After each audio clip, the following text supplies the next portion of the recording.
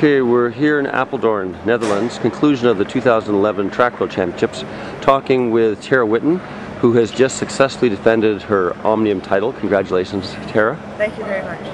Now, how was it this year compared to last year? I mean, last year you'd never won before, and you knew you were in good shape, but this year you go into it, you're the defending champion, you've won the World Cup title. Did you come into it a little more confident in your ability to defend the title?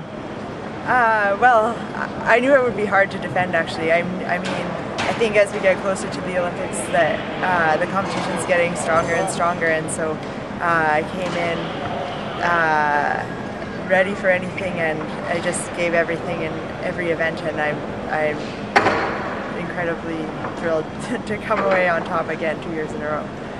Now, you're right about being different people like Kirsten Wild from Netherlands. I mean, she's a newcomer to it. How concerned are you with her? Because obviously on the road she's a formidable sprinter. Were you seeing her as possibly the biggest threat? Well, I mean, she's incredibly strong, and I know that over the next couple of years she'll work on her time trialing to get it up to par with her mass start races, and she'll be one of the big contenders for sure. But I mean, I expect everyone to be strong, and I want everyone to be strong, and I just have to figure out how to continue getting better too. Right. Now, what seemed to really make the difference was the scratch race. Up until then, you and Kirsten were pretty close. Sarah Hammer had dropped back, but you and Kirsten were still pretty close. And then in the individual time trial, you opened up a gap, but it could have got closed again. And then the scratch race, you managed to get away and take a lap. Yeah. Was that a strategy, or was it, or just an opportunity that came up? Well, I was just trying to be open to opportunities during the race. I didn't want to make the mistake of just watching Sarah and Kirsten and kind of forget about the rest of the race. So when I saw the Belarusian go, I knew that she's very strong. She won the points race this year, so and I've been in breakaways with her before, so I knew that was a good opportunity, and it worked really well. Okay.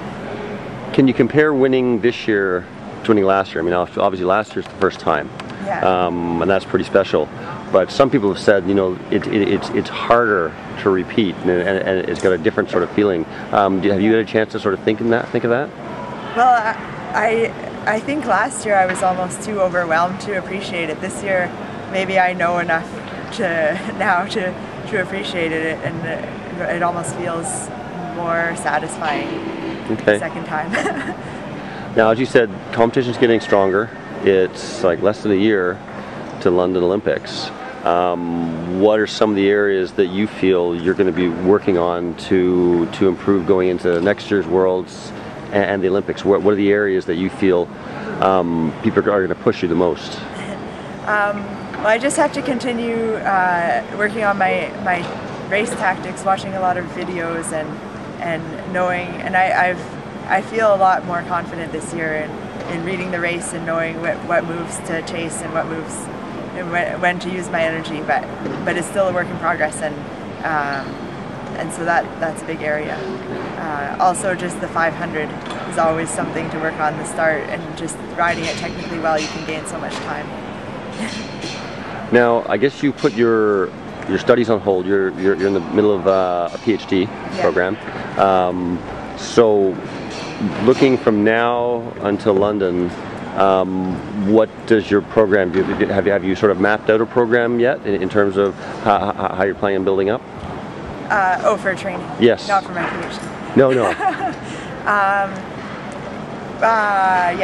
Yes and no. It's in the outlines right now, but it still has to be filled in. I'm going to take a small break now, and then basically it's less than a year and a half until the Olympics. And so I'll look really hard at the plan and all of the different elements, and when I can work on each event and be at my best for London.